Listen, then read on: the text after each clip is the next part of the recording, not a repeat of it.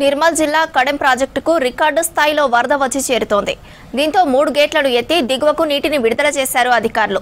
Project పూర్తి స్థాయి నీటిమట్టం 700 అడుగులు కాగా ప్రస్తుతం 696.150 అడుగుల వరకు నీటిమట్టం ఉంది.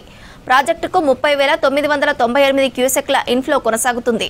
18,235 క్యూసెక్ల నీటిని కిందకు వదులుతున్నారు అధికారులు.